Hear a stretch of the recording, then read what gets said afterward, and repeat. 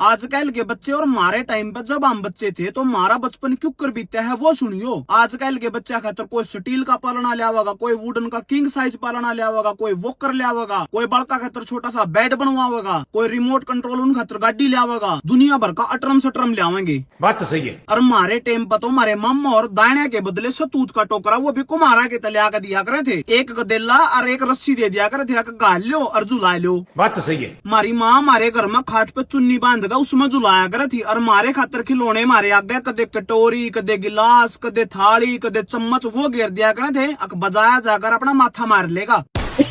आजकल के बच्चे ने तो रोन भी ना देंगे, घर के सारी आना उसने कति हाथा में रखेंगे, खिलाया जाएंगे, उसने पूरा एंटरटेन कराया जाएंगे। बालक का तो आपे जी लगेगा। हमारे टाइम पर तो हमारे घर के दिन में 20 जोटे रोन के लुआ दिया करे थे, क्योंकि घर में काम धंधा इतना हुआ था कि फुर्सत थी जब इतनी मनसा ने हम बैठे बैठे रोया जा करे थे। और जब घना कलेश तार दिया करे थे ना तो हमारी माँ आकर हमारा 2 थप्पड़ और ऊपर दरिया करे थी।